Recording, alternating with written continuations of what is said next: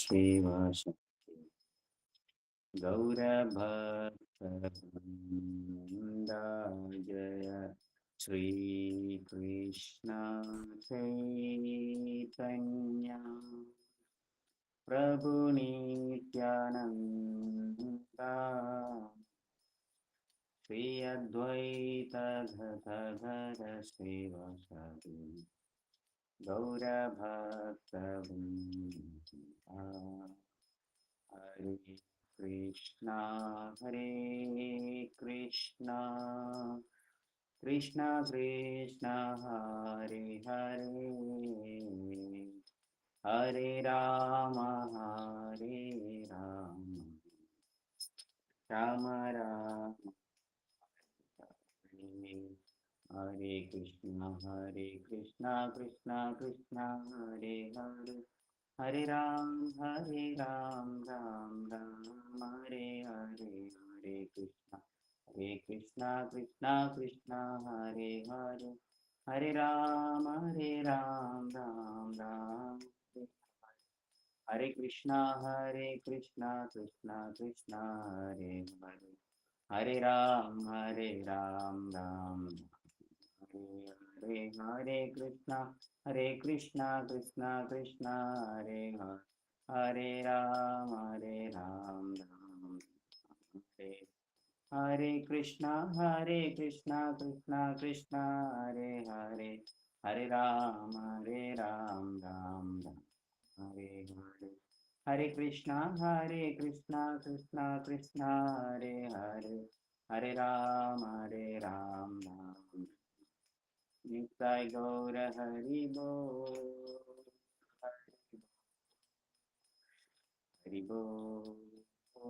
हरि बोल जय जय ഹരേ കൃഷ്ണ പ്രഭു, സൗണ്ട് കുറവുണ്ടാവുന്നു. ഹരേ കൃഷ്ണ.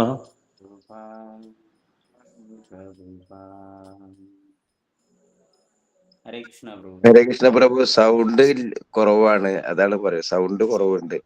ഓക്കെ ഇപ്പൊ കേൾക്കുന്നോ? ഹരേ കൃഷ്ണ, കേൾക്കുന്നുണ്ട് പ്രഭു.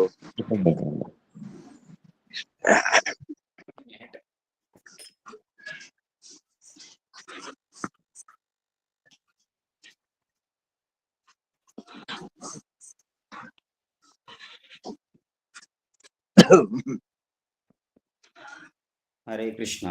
ഓം നമോ ഭഗവതേ വാസുദേവായ. ഓം നമോ ഭഗവതേ വാസുദേവായ. ഓം നമോ ഭഗവതേ വാസുദേവായ. നാരായണം നമസ്കൃത്യം നരം ചൈവ നരോത്തമം ദേവീം സരസ്വതീം വ്യാസം തതോ ജയമുദീരയേത്. നഷ്ടപ്രായേഷു തദ്ദേശു നിത്യം ഭാഗവത സേവയ ഭഗവതീരുത്തമശ്ലോകേ ഭക്തിർഭവതിനൈഷ്ഠികി മുഖം കരോതി വാചാ കുന്ദം ലംഘയതേ ഗിരിം യത്കൃപാതമഹം വന്ദേ ശ്രീഗുരുദീനതാരണം യത്കൃപാതമഹം വന്ദേ പരമാനന്ദമാധവം ശ്രീചൈതന്യമീശ്വരം. ഓം അജ്ഞാനതിമിരാന്ധസ്യ ജ്ഞാനാഞ്ജനശ്ലാഘയാ ചക്ഷുരുന്മിലിതം യേന തസ്മൈ ശ്രീഗുരു. ഹരേ കൃഷ്ണ കൃഷ്ണ കൃഷ്ണ ഹരേ ഹരേ ഹരേ രാമ ഹരേ കൃഷ്ണ. വീഡിയോ കുറച്ചുപേര് ഓൺ ചെയ്ത് വെക്കാം. എല്ലാവരും ഓൺ ചെയ്ത് വെക്കുക. ഇന്ന് പറ്റിയില്ലെങ്കിൽ അടുത്ത പ്രാവശ്യം വരുമ്പോൾ റെഡി ആയിട്ട് വരിക. കാരണം നമുക്ക് കാണാം, നിങ്ങളെയും വൈഷ്ണവരെ എനിക്ക് കാണണം. അല്ലെങ്കിൽ ഞാനിങ്ങനെ സ്ക്രീൻ മാത്രം കണ്ട് സംസാരിച്ചുകൊണ്ടിരിക്കും. അതുകൊണ്ട് പറ്റുന്നവർ ഇന്ന് ഓൺ ചെയ്യുക. അടുത്ത ക്ലാസ്സിൽ വരുമ്പോൾ മാക്സിമം എല്ലാവരും സൗണ്ട് മ്യൂട്ട് ചെയ്തിട്ട് വീഡിയോ ഓൺ ചെയ്യുക. ഓക്കെ.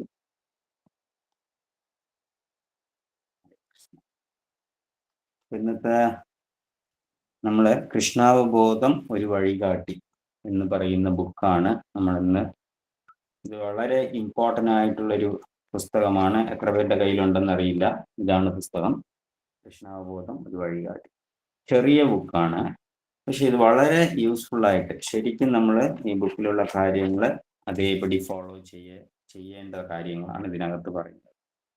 ഒത്തിരി കാര്യങ്ങൾ, എങ്ങനെയാണ് തിലകം ഇടുക, എങ്ങനെയാണ് നിവേദ്യം ചെയ്യുക, എങ്ങനെ തുളസി പൂജ ചെയ്യാം, പിന്നെ ഗുരു ആരാണ്, പ്രഭുപാദ് ആരാണ്, ഇസ്കോൺ എങ്ങനെയാണ് പ്രവർത്തിക്കുന്നത് എന്നുള്ള ഒത്തിരി കാര്യങ്ങൾ, നമ്മുടെ സമ്പ്രദായത്തിൽ വരുന്ന കാര്യങ്ങളെ കുറിച്ചൊക്കെ ഇതിനകത്ത് പറയുന്നുണ്ട്.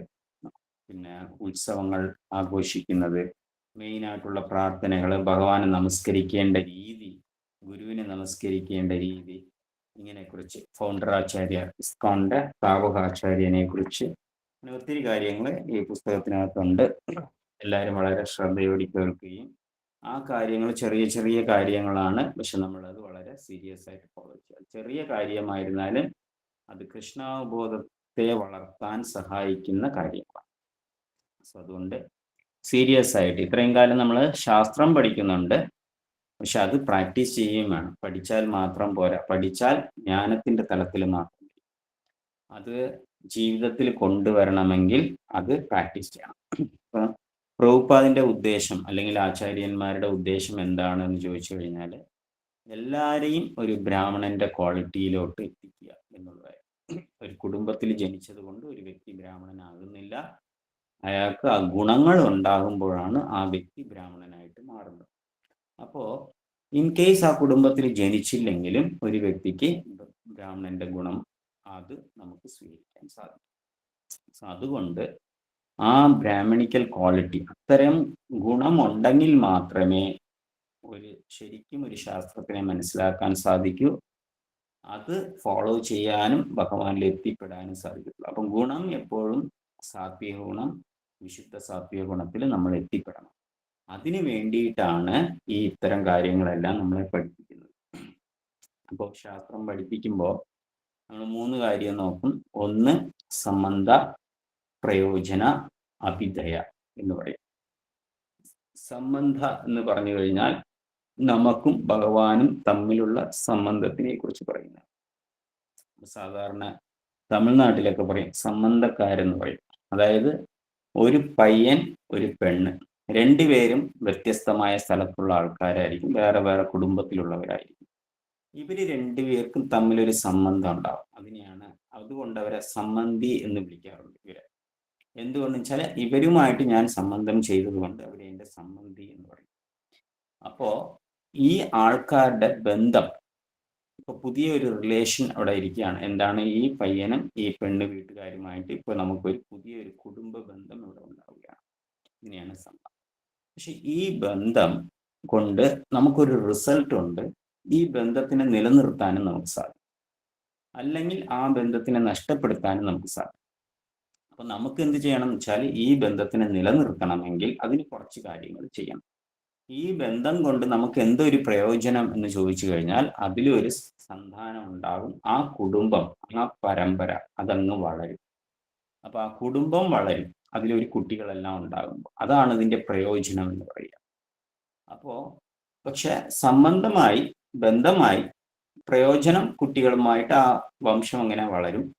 പക്ഷെ ഇതിന്റെ ഇടയ്ക്ക് ഇതിനെ മെയിൻറ്റെയിൻ ചെയ്യണം. ആ കുടുംബത്തിലെ ആൾക്കാരെ റെസ്പെക്ട് ചെയ്യുകയും അവരുടെ എന്താ പറയുക റെസ്പെക്ട് ചെയ്തുകൊണ്ട് അവർ പറയുന്നത് നമ്മൾ അക്സെപ്റ്റ് ചെയ്യും, നമ്മൾ പറയുന്നത് അവരെ അക്സെപ്റ്റ് ചെയ്യും. സ്നേഹബന്ധത്തോടു കൂടി ഇരുന്നാൽ എല്ലാ തരത്തിലും അവരെ കൊണ്ട് നമുക്ക് ഉപകാരപ്പെടും, നമ്മളെ കൊണ്ട് അവർക്ക് ഉപകാരപ്പെടും. അപ്പോൾ അതിനെ നിലനിർത്തണമെങ്കിൽ നമ്മൾ കുറേ കാര്യം ചെയ്യണം. നമ്മുടെ വീട്ടിൽ അവർ വരുമ്പോൾ നമ്മൾ അവരെ വെൽക്കം ചെയ്യണം. അവർ വരുമ്പോൾ അവരെ ഇൻസൾട്ട് ചെയ്യാൻ പാടില്ല. ഇൻസൾട്ട് ചെയ്താൽ അവർ തിരിച്ചു വരില്ല, നമ്മളുമായിട്ട് കൂടുതൽ ബന്ധം വെക്കില്ല, അത് കട്ടായി പോകും. അപ്പോൾ അവർ വരുമ്പോൾ വരൂ, ഇരിക്കൂ എന്ന് പറഞ്ഞ് ആഹാരം കൊടുക്കണം. അവരെ നല്ല രീതിയിൽ സൽക്കരിച്ചു കഴിഞ്ഞാൽ അവരെന്താണ്? ആ ബന്ധം നിലനിർത്തുന്നത്. അതിനെയാണ് എന്താണ് സംബന്ധ, പ്രയോജന, അഭിധേയ. അഭിധേയ എന്ന് പറയുന്നതാണ് ഈ ബന്ധത്തിനെ നിലനിർത്താനുള്ള കാര്യം. ഇതുപോലെ അപ്പോ ഇവിടെ നമ്മൾ എങ്ങനെയാണോ ഒരു പയ്യനും ഒരു പെണ്ണിനെയും കൂട്ടിച്ചേർക്കുമ്പോൾ അവിടെ ആ ബന്ധം ആദ്യമായിട്ട് കൊണ്ടുവരുന്നതിനെ സംബന്ധ എന്ന് പറഞ്ഞു. ആ ബന്ധത്തിന്റെ റിസൾട്ട് പ്രയോജനം, കുട്ടികളുണ്ടാവും, വലിയ ഫാമിലി ആയിട്ട് അത് മാറും, അത് പ്രയോജനം. പക്ഷെ ഇത് അഭിധയ എന്ന് പറഞ്ഞു കഴിഞ്ഞാൽ ഈ രണ്ട് ഫാമിലി തമ്മിലും റിലേഷൻ മെയിൻറ്റെയിൻ ചെയ്യുക. അതിന് നമ്മൾ റെസ്പെക്റ്റ് കൊടുക്കുകയും അവരുടെ വീട്ടിൽ നമ്മളെ വിളിക്കും, നമ്മുടെ വീട്ടിൽ അവരുടെ വീട്ടിൽ നമ്മൾ പോവുകയും കൊടുക്കല്, വാങ്ങിക്കല്, റെസ്പെക്ട് എല്ലാ കാര്യത്തിലും ഒന്നുപോലെ ഇരുന്നാൽ ആ ബന്ധം നമുക്ക് പ്രയോജനം കറക്റ്റായിട്ട് കിട്ടും. ഇതൊന്നും ഇല്ലാത്തത് കൊണ്ടാണ് കലിയുഗത്തിൽ എന്താ സംഭവിക്കുക വെച്ചാൽ കെട്ടിച്ചു കൊടുക്കും, അവരെ റെസ്പെക്ട് ചെയ്യില്ല, ഇവരെ റെസ്പെക്ട് ചെയ്യില്ല, ഇവരുടെ പേര് ചൊല്ലി കുട്ടികൾ തമ്മിൽ വഴക്കായി പ്രശ്നമായി രണ്ടുപേരും ഡിവോഴ്സായി ആ ബന്ധം നിലയ്ക്കാതെ പോകുന്നുണ്ട്.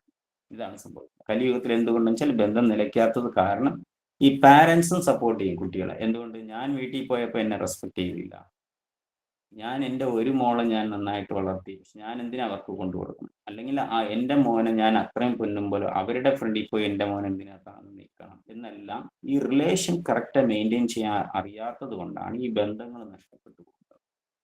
അതുപോലെ തന്നെയാണ് ആധ്യാത്മികത. അപ്പൊ ഇവിടെ സംബന്ധ എന്ന് പറഞ്ഞു കഴിഞ്ഞാൽ കൃഷ്ണനുമായിട്ടുള്ള ബന്ധം. ഈ ബന്ധം താൽക്കാലികമായ ഭൗതിക ബന്ധമല്ല, ഇത് ആധ്യാത്മിക ബന്ധമാണ്. ഇത് എന്നേക്കും നിലച്ചു നിൽക്കുന്ന ബന്ധമാണ്, എറ്റേണൽ ആണ്. ആ കൃഷ്ണനുമായിട്ട് ബന്ധം സ്ഥാപിക്കണം. കൃഷ്ണൻ ആരാണ്, ഞാൻ ആരാണ്, ആ ബന്ധം സ്ഥാപിക്കണം, നമുക്കും കൃഷ്ണനും തമ്മിലുള്ള ബന്ധം. ഇനി അതുകൊണ്ട് നമുക്ക് എന്താ പ്രയോജനം എന്ന് ചോദിച്ചാല്, ഇവിടെ നമ്മുടെ പ്രയോജനം ഈ ഭൗതിക ലോകത്തിൽ നിന്ന്, ഈ ജയിലിൽ നിന്ന്, ഈ പ്രശ്നമുള്ള ഈ ലോകത്തിൽ നിന്ന് നമ്മൾ കൃഷ്ണന്റെ ലോകത്ത് തിരിച്ചു പോകാം. അതാണ് നമ്മുടെ പ്രയോജനം. അപ്പൊ സംബന്ധ പ്രയോജനം എന്താണ്? കൃഷ്ണൻ ലോകത്ത് പോവാ. അഭിദയ എന്ന് പറഞ്ഞാൽ ഈ പ്രയോജനം നമുക്ക് ഉണ്ടാകണമെങ്കിൽ ഈ സംബന്ധം നിലച്ചു നിൽക്കണം. അതിന് നമ്മൾ എന്തൊക്കെ ചെയ്യണം? ഒരുപാട് കാര്യം ചെയ്യണം. കൃഷ്ണന്റെ ബന്ധം നിലച്ചു നിർത്താൻ വേണ്ടിയിട്ട് നമ്മൾ എപ്പോഴും കൃഷ്ണനാമം ജീവിക്കണം, കൃഷ്ണ കൃഷ്ണ എന്ന് നാമം ജീവിക്കണം, കൃഷ്ണന് സേവനം അനുഷ്ഠിക്കണം, നമ്മളിൽ പരിശുദ്ധി ഉണ്ടാക്കണം, ഇങ്ങനെ നമ്മുടെ ഇന്ദ്രിയത്തിനെ നിയന്ത്രിക്കണം, നമ്മൾ പ്രസാദം കഴിക്കണം. ഇങ്ങനെ കുറേ അഭിദയ ഉണ്ട്. ഈ കാര്യങ്ങളെല്ലാം ചെയ്താൽ മാത്രമേ കൃഷ്ണനുമായിട്ടുള്ള ബന്ധം നിലയ്ക്കത്തുള്ളൂ. അങ്ങനെ ബന്ധം നിലച്ചാൽ മാത്രമേ കൃഷ്ണന്റെ ലോകത്ത് നമുക്ക് പോകാൻ സാധിക്കുള്ളൂ, പ്രയോജനം നമുക്ക് കിട്ടും. ഇതാണ് ഇതിന്റെ തത്വം. അപ്പോൾ സംബന്ധ, അഭിദയ, പ്രയോജനം. അപ്പോ ഈ ബുക്കില് പറയുന്നത് എന്താ വെച്ചാല്, നമ്മളെല്ലാവരും എറ്റേണലായിട്ട് ഭഗവാന്റെ ദാസന്മാരാണ്, സ്പിരിച്വൽ സോളാണ്, ആത്മാവാണ് നമ്മൾ. നിങ്ങൾ ആരാണ് എന്ന് ചോദിച്ചാൽ, ആധ്യാത്മിക തലത്തിൽ ഞാൻ കൃഷ്ണന്റെ നിത്യദാസൻ, ഞാൻ ജീവാത്മാവ്. ഭൗതികമായിട്ട് കാഴ്ചയിൽ നിങ്ങൾ ആരാണ് എന്ന് ചോദിക്കുമ്പോൾ പറയും, ഞാൻ ഇന്ന ആളിന്റെ മകനാണ്, ഞാൻ ഇന്നെ പഠിച്ചിട്ടുണ്ട്, ഞാൻ ഐഎഎസുകാരനാണ്, ഞാൻ ഇന്ന ഡിസ്ട്രിക്റ്റിൽ ഞാൻ ജോലി ചെയ്യുകയാണ്, ഇത്രയും സാലറി ഉണ്ട്, എനിക്ക് ഫാമിലി ഉണ്ട്, എനിക്ക് വലിയ വീടുണ്ട്, എല്ലാം ഭൗതികമായിട്ട് പറയാം. പക്ഷെ ആധ്യാത്മിക തലത്തിൽ പറയുമ്പോൾ ഞാൻ ഭഗവാന്റെ നിത്യദാസനാണ്, ഞാൻ ഭഗവാന്റെ അംശമാണ്, ആത്മാവാണ്, എൻ്റെ ജോലി ഭഗവാനെ നിത്യവും സേവിക്കലാണ്, ഭഗവാന്റെ അടുത്ത് തിരിച്ചെത്തേണ്ടതാണ് എൻ്റെ ജോലി. ഇതാണ് ആധ്യാത്മിക തലത്തിൽ. ആധ്യാത്മിക തലത്തിൽ തന്നെ നമ്മൾ ആധ്യാത്മികം പഠിക്കണം. അങ്ങനെയാണെങ്കിൽ നമുക്ക് ഭഗവാനുമായിട്ട് ഒരു എറ്റേണൽ റിലേഷൻഷിപ്പ് ഉണ്ടാകും, എന്നേക്കുമായിട്ട് ഇരിയാത്ത ഒരു റിലേഷൻ ഉണ്ടാകും. ആ റിലേഷൻ വളരെ സ്ട്രോങ് ആയിരിക്കും, അത് വളരെ സ്ട്രോങ് ആയിട്ടുള്ള റിലേഷൻഷിപ്പ് ആയിരിക്കും. ആ റിലേഷൻ കൊണ്ട് നമുക്ക് സന്തോഷവും കിട്ടും. അതായത് ഭൗതിക ലോകത്തിലെ ഭഗവാനെ മാറ്റി നിർത്തിയാൽ നമ്മുടെ സന്തോഷം പോയി, ഒന്നും കിട്ടില്ല. പക്ഷെ ഭഗവാനെ കൂടെ നിർത്തിയാൽ നമുക്ക് സന്തോഷവും കിട്ടും എന്നുള്ളതാണ്. അപ്പൊ യഥാർത്ഥത്തിൽ നമ്മുടെ റിലേഷൻ എന്ന് പറഞ്ഞാൽ കൃഷ്ണനുമായിട്ടുള്ള ബന്ധമാണ്, ഭൗതിക ലോകത്തിലുള്ള വ്യക്തികളുമായിട്ടുള്ള ബന്ധമല്ല നമ്മുടെ യഥാർത്ഥ റിലേഷൻ. അത് മനസ്സിലാക്കുക. ഇവരെല്ലാം ഈ ജന്മം നമ്മുടെ കർമ്മം അനുസരിച്ച് അവരെല്ലാം വന്ന് ജനിച്ചു. അവർ എങ്ങനെ ഒറ്റയ്ക്ക് ഓരോരുത്തർ വന്നോ അതുപോലെ ഒറ്റയ്ക്ക് ഓരോരുത്തരും പോകും. അത് അവരുടെ കർമ്മം തീർന്നാൽ അവരെല്ലാം പോകും, ഇത്രേ ഉള്ളൂ. ഇതെല്ലാം ഭൗതിക റിലേഷനാണ്. പക്ഷെ ആധ്യാത്മിക റിലേഷൻ എന്ന് പറഞ്ഞാൽ ആ റിലേഷൻ ഒരിക്കലും കട്ടായി പോകുന്നില്ല. കൃഷ്ണനുമായിട്ടോ ഭക്തന്മാരുമായിട്ടോ ഗുരുവുമായിട്ടോ വയ്ക്കുന്ന ബന്ധം ഇങ്ങനെ എന്നേക്കുമായിട്ട്, കാരണം കൃഷ്ണലോകത്തിന് നാശമില്ലാത്ത ലോകമാണ്, ആ ലോകത്തിൽ തന്നെ ഇവരെല്ലാവരും ഉണ്ടാകും, അവിടെ നമ്മളും പോകും. നമ്മുടെ റിലേഷനും നാശമില്ലാത്ത റിലേഷനാണ്, എന്നും ഉണ്ടാകും എന്ന് പറയുന്നുണ്ട്. അതേപോലെ ആധ്യാത്മിക ലോകത്തിലുള്ള വസ്തുക്കൾ നമ്മുടെ ഭൂമിയിലുള്ളതുപോലെ തന്നെ മണ്ണുണ്ട്, കല്ലുണ്ട്, പിന്നെ വൃക്ഷങ്ങളുണ്ട്, പക്ഷികളുണ്ട്, മൃഗങ്ങളുണ്ട്, എല്ലാം എവിടെയുണ്ട്? ഭഗവാന്റെ ലോകത്തുണ്ട്. ഇവിടെ മാത്രമല്ല, ആ ലോകത്തും ഈ ഭൗതിക ലോകത്ത് കാണുന്നത് പോലെ എല്ലാ കാര്യങ്ങളും ഉണ്ടാവും. പക്ഷെ ആ ലോകത്ത് കാണുന്നതും ഇവിടെ കാണുന്നതിന് വ്യത്യാസമാണ്. ഇതെല്ലാം താൽക്കാലികമായ സാധനമാണ്, ഇതെല്ലാം നശിച്ചു പോയി. ഇവിടെ ഒരു വൃക്ഷം ഉണ്ടെങ്കിൽ അതിനൊരു പർട്ടിക്കുലർ ടൈം ഉണ്ട്. ആ വർഷം ചില മരങ്ങൾ 100 വർഷം ജീവിക്കും, ചില മരങ്ങൾ 500 വർഷങ്ങൾ ജീവിക്കും, ചില മരങ്ങൾ 1000 വർഷങ്ങൾ ജീവിക്കും. പക്ഷെ അത് കഴിഞ്ഞാൽ അത് ചത്തുപോകും, ആ മരം ചീത്തയായിരിക്കും, അതിനപ്പുറം ലൈഫ് ഉണ്ടാവില്ല. പക്ഷെ ഭഗവാന്റെ അവിടെ ഇരിക്കുന്ന മരങ്ങളെല്ലാം കൽപ്പവൃക്ഷങ്ങളാണ്. ഇവിടെ ഒരു മാമ്പഴം കിട്ടിയാൽ, ഒരു മരത്തിൽ നിന്ന് മാവിൽ നിന്ന് മാമ്പഴം കിട്ടുമ്പോൾ അതൊരു പർട്ടിക്കുലർ ടൈമിന് സീസണിൽ മാത്രമേ കിട്ടത്തുള്ളൂ. പക്ഷെ ഭഗവാന്റെ ലോകത്തുള്ള മരങ്ങൾ കൽപ്പവൃക്ഷമാണ്, അവിടെ പോയിട്ട് മാമ്പഴം മാത്രമല്ല, എന്തൊക്കെ നിങ്ങൾ ആഗ്രഹിച്ചിട്ട് ചോദിച്ചാൽ അതൊക്കെ ആ മരത്തിൽ നിന്ന് കിട്ടും. അപ്പോ ഈ അവിടെ ഉള്ളതിന്റെ റിഫ്ലക്ഷൻ മാത്രമാണ് ഭൗതിക ലോകം, പ്രതിബിംബം മാത്രമാണ് ഭൗതിക ലോകത്തുള്ളത്. അപ്പൊ ഈ ഭൗതിക ലോകത്തിലെ എന്താണ് ദുഃഖവും ദുരിതവും എല്ലാം ഇവിടെ ഉണ്ട് എന്ന് പറയാം. അപ്പൊ ഈ ഭൗതിക ലോകത്തിനാണ് 84 ലക്ഷം ജീവജാലങ്ങളും ജയിച്ചിരിക്കുന്നത്. അപ്പൊ അത് പത്മപുരാണത്തിൽ പറയുന്നുണ്ട്. ജലജ നവലക്ഷാനി സ്ഥാവര ലക്ഷ വൃംശതി എന്ന് പറയുന്നുണ്ട്. അപ്പൊ ജലജ നവലക്ഷാനി എന്ന് പറയുന്നുണ്ട്. അതായത് വെള്ളത്തിൽ ജീവിക്കുന്നത് 9 ലക്ഷം ജീവജാലങ്ങളാണ് വെള്ളത്തിൽ ജീവിക്കുന്ന ജീവി എന്ന് പറയുന്നത്. സ്ഥാവര ലക്ഷ വൃംശതി എന്ന് പറയുന്നത്. അതായത് എന്താ പറയാ, 2 ലക്ഷം വെറൈറ്റി വൃക്ഷങ്ങളും ചെടിയും കൊടിയും ഇതൊക്കെ ഉണ്ട്. വൃക്ഷങ്ങളെല്ലാം 2 ലക്ഷം വെറൈറ്റി ഉണ്ട് എന്ന് പറയുന്നുണ്ട്. കൃമയാ രുദ്ര സംഖ്യാഹ, ചെറിയ കീടങ്ങളും ജീവികളും എല്ലാം 11 ലക്ഷം ഉണ്ട്. പക്ഷീനാം ദശലക്ഷം, പക്ഷികളെല്ലാം എന്താണ് 10 ലക്ഷം ഉണ്ട് എന്ന് പറയുന്നത്. പക്ഷികൾ എത്ര വെറൈറ്റി? 10 ലക്ഷം വെറൈറ്റി പക്ഷികളെല്ലാം. ദ്രിംശലക്ഷാനാം പശവഹ എന്ന് പറയുന്നുണ്ട്. അതായത് 30 ലക്ഷം ബീസ്റ്റ് ഉണ്ട് എന്ന് പറയുന്നുണ്ട്. അടുത്തത് ചതുർലക്ഷാനി മനുഷ്യ എന്ന് പറയുന്നത്. 4 ലക്ഷം വെറൈറ്റി ഹ്യൂമൻ ബീങ്സ്, മനുഷ്യരെല്ലാം ഉണ്ട് എന്ന് പറയുന്നത്. ഇത് ഏതിൽ പറയാണ്? പത്മപുരാണത്തിൽ പറയുന്ന ശ്ലോകത്തിലാണ്. അപ്പോ 4 ലക്ഷം വെറൈറ്റി ഹ്യൂമൻ ബീങ്സ്, മനുഷ്യരെല്ലാം എത്ര വെറൈറ്റി ഉണ്ട്? 4 ലക്ഷം. ഇന്ത്യക്കാരനെ കണ്ട ഒരുപോലെ ഇരിക്കും.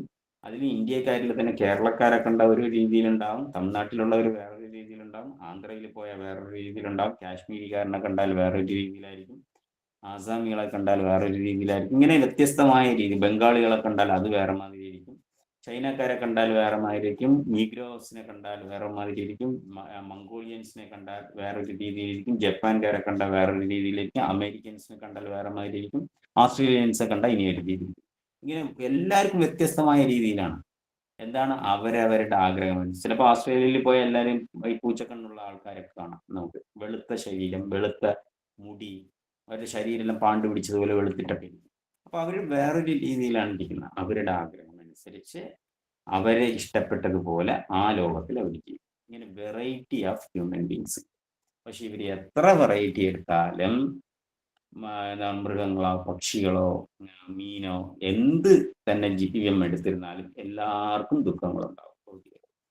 ആർക്കും ദുരിതങ്ങളോ ദുഃഖങ്ങളോ ഇല്ലാത്ത ആളില്ല, എല്ലാവർക്കും ഉണ്ട് ഈ പ്രശ്നങ്ങൾ, എല്ലാവരും ഉണ്ട്.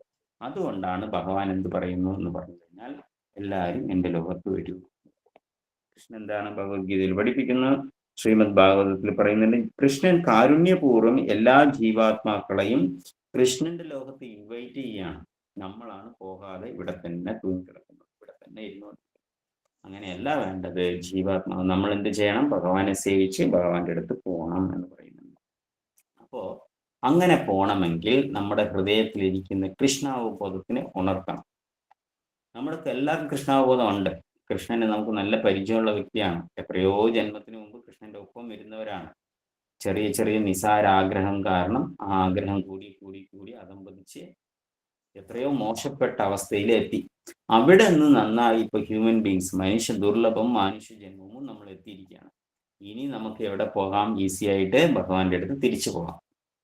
വന്നത് കൃഷ്ണന്റെ നിന്ന് വളരെ മോശപ്പെട്ട അവസ്ഥയിലെത്തി, അവിടെ നിന്ന് ഉയർന്ന് ഇപ്പൊ ഏതിലെത്തിയിരിക്കുകയാണ്? മനുഷ്യ ജന്മത്തിലെത്തിയിരിക്കുകയാണ്. ഇനി ഭഗവാന്റെ അടുത്ത് എത്താൻ നമുക്ക് വളരെ ഈസിയാണ്, വളരെ പ്രയാസമില്ല. അപ്പൊ എന്ത് ചെയ്യണം? പക്ഷെ ഇനിയും എത്തിയില്ല എന്നുണ്ടെങ്കിൽ തിരിച്ചു മതം പതിച്ചു പോകും. അതുകൊണ്ടാണ് ദുർലഭം മനുഷ്യ ജന്മം എന്ന് പറയുന്നത്. പ്രത്യേകിച്ച് നമുക്ക് ഈ കലിയുഗത്തിൽ മനുഷ്യരായിട്ട് ജനിച്ചാൽ വളരെ ഭാഗ്യമാണ്. ഇതിനപ്പുറം ഭാഗ്യമേ ഇല്ല. അത്രയും ഭാഗ്യമാണ്. എന്തുകൊണ്ടാണ്? ഈ കലിയുഗത്തിൽ ചൈതന്യ മഹാപ്രഭു എന്ന് അവതരിച്ച സമയം. അപ്പൊ ചൈതന്യ മഹാപ്രഭു എന്ന് അവതരിച്ചത് കൊണ്ട് കരുണാവതാരമാണ്. ചൈതന്യ മഹാപ്രഭു മഹാവതന്യായ എന്ന് പറയും. കൃഷ്ണ മഹാവതന്യായ അവതാരമാണ്, കരുണാവതാരമാണെന്ന് പറയാണ്. അപ്പൊ ഈ കരുണാവതാരം കാരുണ്യം എങ്ങനെ തന്നിരിക്കുകയാണ്? ബാക്കി ഓരോ യുഗത്തിലും ചെയ്യുന്നത് പോലെ കഠിനമായ തപസ് കാര്യങ്ങളൊന്നും ചെയ്യണ്ട. വളരെ സിമ്പിളായിട്ട് ഹരിനാമം ജപിച്ചാൽ പോകാം. ഈവൻ സ്വർഗത്തിലിരിക്കുന്നവരും അതിന് ഉപരിയായിട്ട് സത്യലോകത്തിലും തപോലോകത്തിലും ജനകലോകത്തിലും മഹരലോകത്തിലും ഇരിക്കുന്നവരെല്ലാം ഇങ്ങനെ നോക്കും. ആരാണ്? മനുഷ്യരെങ്ങനെ നോക്കും. എന്താണ്? എത്ര ഭാഗ്യം ചെയ്തവരാണ്. അവരിങ്ങനെ നോക്കിക്കൊണ്ടിരിക്കുമ്പോൾ അവരുടെ ഫ്രണ്ടിൽ കൂടെ ഇവരെല്ലാവരും വൈകുണ്ഠ ലോകത്ത് പോകും, മനുഷ്യരായിട്ട് ജനിച്ചിട്ട്. എന്തുകൊണ്ടെന്ന് പറഞ്ഞു കഴിഞ്ഞാൽ ഈ ഇന്ദ്രനും ചന്ദ്രനും മറ്റ് ദേവന്മാരെല്ലാം സ്വർഗത്തിൽ ജനിച്ചതുകൊണ്ട് അവരുടെ ആയുഷ്കാലം കൂടുതലാണ്. അവർക്ക് ഒരുപാട് കാലം അവിടെ ജീവിക്കണം. ജീവിച്ച് മരിച്ച് അല്ലെങ്കിൽ ജീവിക്കുന്ന സമയത്ത് കൃഷ്ണാവബോധം എത്രയോ ആയുഷ്കാലം കൃഷ്ണാവബോധം പ്രാക്ടീസ് ചെയ്താൽ മാത്രമേ, അതായത് ഒരു എക്സാമ്പിൾ പറഞ്ഞാൽ ബ്രഹ്മാവിൻ്റെ അവിടെയാണ്, ബ്രഹ്മാവാണ് ഇത് നോക്കുന്നുണ്ടെങ്കിൽ ബ്രഹ്മാവ് 2000 ചതുർയുഗം, ബ്രഹ്മാവിൻ്റെ ഒരു ദിവസം, അങ്ങനെ 365 ദിവസം കൂടുമ്പോൾ ബ്രഹ്മാവിൻ്റെ ഒരു വർഷം, അങ്ങനെ ബ്രഹ്മാവ് 100 വർഷം ജീവിക്കണം. ഇങ്ങനെ ജീവിക്കുന്ന ബ്രഹ്മാവ് ഇങ്ങനെ ഭൂമിയിൽ നോക്കുമ്പോൾ ഒരാൾ വന്ന് ജനിച്ചു, ഇമ്മീഡിയറ്റ് ആയിട്ട് എവിടെ പോകുന്നു? വൈകുണ്ഠ ലോകത്ത് പോകും.